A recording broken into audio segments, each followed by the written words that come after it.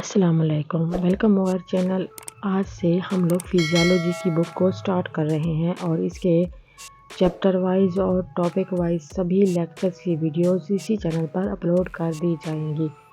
तो हम वीडियो को स्टार्ट करते हैं। इसका चैप्टर नंबर 1 है फिजियोलॉजी, यानी कि फिजियोलॉजी की बेसिक नॉलेज, इसकी डेफिनेशन, इसके बारे में इंट्रोडक्शन में आता है, you are about to begin the study of one of nature most wondrous structure the human body, यानी कि ये ह्यूमन बॉडी के स्ट्रक्चर को डिफाइन करता है। Anatomy and physiology are branches of biology, यानी कि एनाटॉमी और फिजियोलॉजी बायोलॉजी की ब्रांचेज है। That are concern with the form and function of the body, यानी कि ये जिस्म के मुख्तलिफ हिस्सों के बॉडी फंक्शन को डिफाइन करता है। Anatomy is the study of body structure, यानी कि ये बॉडी का स्ट्रक्चर होता है। Physiology deals with body function, यानी कि ये बॉडी के फंक्शन को डिफाइन करता है। It is how the body parts work to support life, यानी कि ये लाइफ को सपोर्ट करने के लिए हेल्पफुल होता है। नीचे वाला जितना भी है ये इतना इम्पोर्टेंट नहीं है, इसलिए आपने थोड़ा सा देख के इसको स्किप कर देना है। अब हम नीचे की तरफ आते हैं। Physiology is the science that treats the function of the living organism, यानी कि ये लिविंग ऑर्गेनिज्म के फंक्शन को ट्रीट करती है। एंड इट्स पार्ट, और इसके पार्ट को। The term is a combination of 2 Greek words, यानी कि ये 2 ग्रीक वर्ड्स का कम्बिनेशन है। फिसेस मीन्स नेचर और logos mean science. Simply stated, it is the study of physiology that helps to understand how to the body works, यानी body के work को understand करता है। Physiology attempt to discover the understand through active, यानी कि ये सारा ये वाला जो है ना, ये इतना इम्पोर्टेंट नहीं है। नीचे आते हैं। The type of organism involved such as human physiology or plant physiology.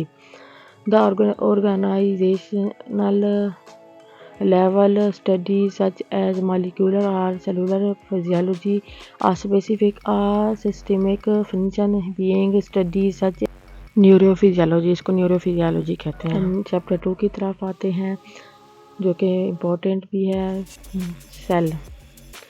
Cell की डेफिनेशन आता है, it is a basic structure and functional unit of the body.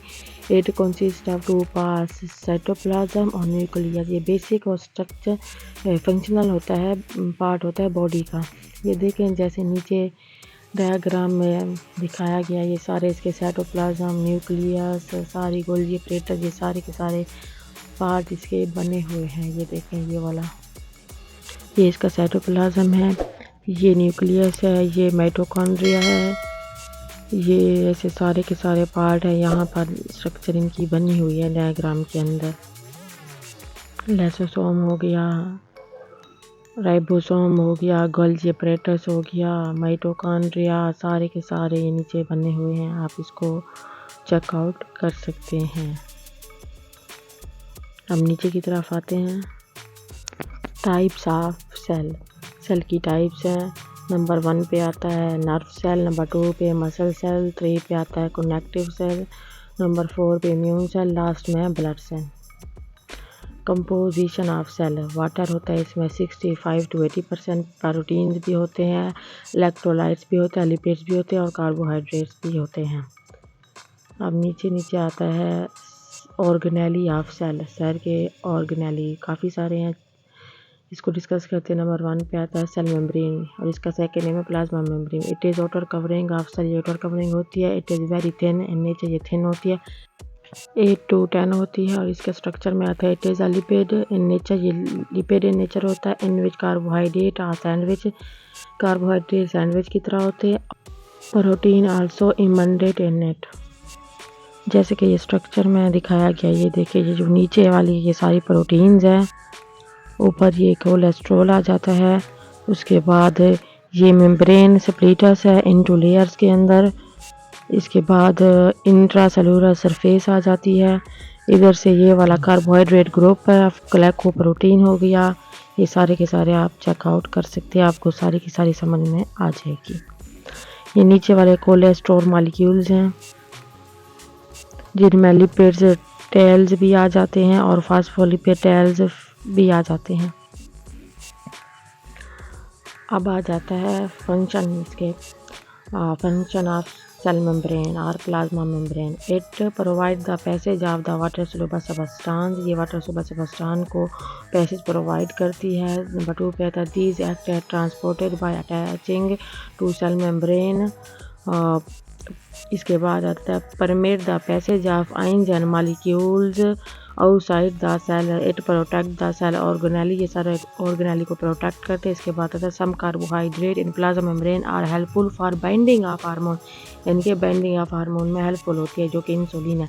Number 2 पर आता है cytoplasm, it is a part which surround या covers the cell nucleus, it lies near to the cell membrane, इसकी zones आ जाती है। Number 1 पे है cytoplasm near to the cell membrane होती है, endoplasm near to the nucleus होती है। इसके बाद आ जाता है cytosol, it is a clear fluid where all organelles are present, इसके अंदर जितनी भी ऑर्गेनेलीज होती है ना ये सारी की सारी प्रेजेंट होती है और ये क्लियर फ्लूइड होता है। ये नीचे जैसे क्लासिफिकेशन ऑफ टर्म्स, साइटोसोल हो गया, उसके बाद साइटोप्लाज्म, ये सारे इसके बारे में डिस्कस किया पड़ा है जो कि मैंने आपको पहले पढ़ाया है। साइटोसोल में आता है क्लियर फ्लूइड होता है और जिसमें शुगर, साल्ट्स, अमीनो एसिड पाए जाते हैं। और साइटोप्लाज्म के अंदर ऑर्गेनेलीज होती हैं, ईटीसी एवरीथिंग सब कुछ होता है। आप इसको चेकआउट कर सकते हैं।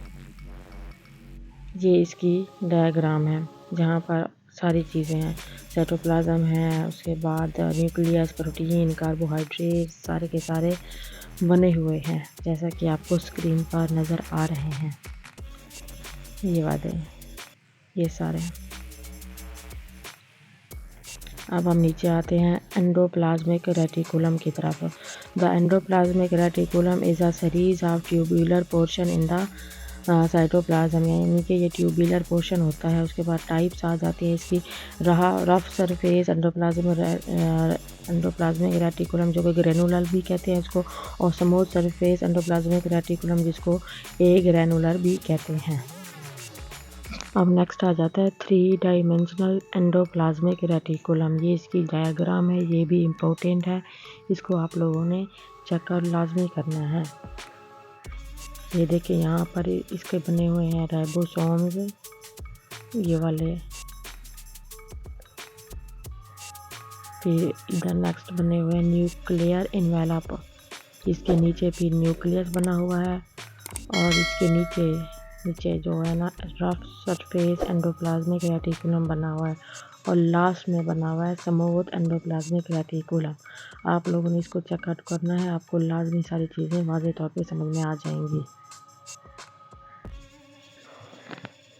अब नीचे आ जाता है रफ सरफेस एंडोप्लाज्मिक रेटिकुलम, हम इसके फंक्शन को डिस्कस करते हैं। Ribosomes are attach to outer surface of endoplasmic reticulum, यानी कि राइबोसोम अटैच होता है आउटर सरफेस के जो कि राइबोसोम की है। नंबर 2 पे आता है proteins are synthesized by ribosome and then transfer to the endoplasmic lumen, यानी कि ये एंडोप्लाज्मिक लियोमेन को ट्रांसफ़र करता है राइबोसोम और सिंथेसाइज करता है प्रोटीन को। नंबर 2 पे आता है स्मूथ सरफेस एंडोप्लाज्मिक रेटिकुलम, इसके फंक्शन में आता है lipids biosynthesis and the intercellular transportation. In liver there is a large quantity of smooth endoplasmic reticulum are present, यानी कि स्मूथ एंडोप्लाज्मिक रेटिकुलम बहुत ज़्यादा प्रेजेंट होते हैं लीवर के अंदर। नंबर 3 पे आता है it play a major role in glycogen metabolism में, इसका बहुत इंपॉर्टेंट रोल होता है। 4 पे आता है it also help in detoxification of various toxins and alcohol, यानी कि अल्कोहल की भी टॉक्सिन्स करता है ये। नेक्स्ट आता है ribosome, cell contain many tiny granular structure known है ribosomes, it is non membranous organelle in which protein and RNA are present. इसके स्ट्रक्चर की तरफ आते हैं, ये देखो यहाँ पर ये बने हुए हैं RNA और यहाँ पर ये सारे मैसेंजर RNA, फिर H2N लार्ज अमाउंट, ये स्मॉल अमाउंट, ये सारे के सारे यहाँ पर बने हुए हैं और उनके कलर्स भी मेंशन किए गए हैं, आपने इनको देख लेना। इसके बाद आ जाते हैं इसकी टाइप्स की तरफ। Types of ribosomes are depending upon in its function, यानी कि फंक्शन पर डिपेंड करता है। नंबर 1 पे आता है एंडोप्लाज्मिक रेटिकुलम राइबोसोम, जो कि प्रोटीन सिंथेसिस करता है, और फ्री फ्लोटिंग राइबोसोम, जो कि प्रोड्यूस करता है साइटोप्लाज्मिक प्रोटीन को। साइटोप्लाज्मिक प्रोटीन वाला और ये वाला प्रोटीन सिंथेसिस, ये दो इनके काम होते हैं, इनकी टाइप्स के। आई होप कि आपको ये समझ में आ गया होगा। अब नेक्स्ट हम चलते हैं 4 पे है Golgi apparatus. It is also called as Golgi body और गोल्जी कम्प्लेक्स। इसको गोल्जी बॉडी भी कहते हैं, गोल्जी कम्प्लेक्स भी कहते हैं। इट इज़ मेम्ब्रेनियस ऑर्गेनेली, ये मेम्ब्रेनियस ऑर्गेनेली होती है, which is responsible for packing and lysosome formation, जो कि लाइसोसोम की फार्मेशन के लिए बहुत ही इंपॉर्टेंट होती है।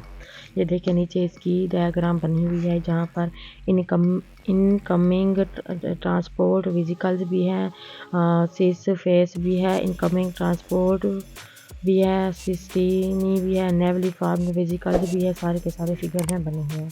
आपने ये सारी की सारी डायग्राम चेकआउट कर लेंगे, आपको सारी चीज़ें समझ में आ जाएंगी। अब नेक्स्ट इसके फंक्शन आ जाते हैं। नंबर 1 पे आता है टू फॉर्म लाइसोसोम, यानी कि ये लाइसोसोम की फॉर्म में होता है। 2 पे आ जाता है टू फॉर्म सेक्रीटिंग सेल्स, ये सेक्रीटिंग सेल की फॉर्म में भी होता है। This is the additional distribution center of protein and lipids from endoplasmic reticulum to plasma membrane, lysosome and secreting cells। और नंबर 4 पे आता है इट मॉडिफाइड एनोग्लिकोसाइड, और लास्ट में आता है this is the site of carbohydrate and protein, यानी कि ये प्रोटीन और कार्बोहाइड्रेट की साइट होता है। नंबर 5 पर आता है mitochondria. It is self replicating organelle treat like membrane that synthesize high energy phosphate, therefore it is called power house of cell. इसको पावर हाउस ऑफ सेल कहते हैं क्योंकि बहुत ये हाई एनर्जी फास्फेट होता है। नीचे इसकी डायग्राम बनी हुई है, ये देखिए यहाँ पर इसके डीएनए हैं, यहाँ राइबोसोम्स है, नीचे मैट्रिक्स बना हुआ है, ऊपर आउटर मेम्ब्रेन है, नीचे इनर मेम्ब्रेन है, और यहाँ पर FO पोर्शन है और नीचे F1 पोर्शन है, ये वाला जो है। और ये देखिए ये इनर मेम्ब्रेन होगी, इसके नीचे इंटर मेम्ब्रेन स्पेस है, और लास्ट में क्रिस्टी बना हुआ है। अब हम इसके स्ट्रक्चर की तरफ आते हैं। It is composed of two lipid bilayer protein membrane consist of two parts, outer membrane और इनर मेम्ब्रेन, यानी कि ये लिपिड बाइलेयर होती है और ये दो पार्ट कंसिस्ट करती है, आउटर और इनर। और इसका साइज़ की देखते हैं, it has different size and shape, यानी कि इसका डिफरेंट साइज़ और डिफरेंट शेप होती है। It is motile localized at intercellular site for maximum energy. It is wide 0.5 and 1 micrometer and length up to 10 micrometer, और इसकी लेंथ 10 होती है। नेक्स्ट इसकी शेप आ जाती है। These are elongate in shape like a cigar shape, यानी कि सिरगिर की तरह। These are single and branched, ये सिंगल और ब्रांच्ड होती है। इसकी कंपोजिशन है protein and lipids in lower quantity, यानी कि प्रोटीन और लिपिड लोअर क्वांटिटी में होते हैं, and small quantity of DNA की भी स्मॉल क्वांटिटी होती है, एंड आरएनए आर प्रेजेंट, और आरएनए भी इसके अंदर प्रेजेंट होता है। अब इसके फंक्शन है a large amount of ATP is formed in mitochondria. Pyruvic acid, amino acid and fatty acid are converted into acetyl coenzyme. The acetyl coenzyme in it broken into hydrogen and CO2.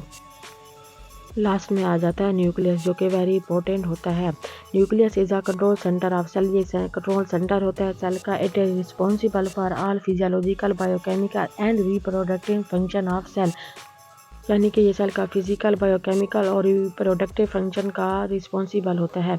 It is mostly present in eukaryotic cell, यानी कि ये eukaryotic cell में present होता है। जैसे नीचे आपको ये स्ट्रक्चर में दिखाया गया है, न्यूक्लियर इनवेलप, ये देखिए ये इसकी आउटर मेम्ब्रेन होगी, नीचे इनर है, न्यूक्लियर पोर हो गई, क्रोमेटिन न्यूक्लियस हो गई, न्यूक्लियर इनवेलप होगी, रफ सरफेस एंडोप्लाज्मिक है, ये नीचे लास्ट में राइबोसोम्स हैं। ये सारे के सारे आप लोगों ने वाच कर लेने हैं। अब नीचे आ जाते हैं इसके साइज एंड शेप पर।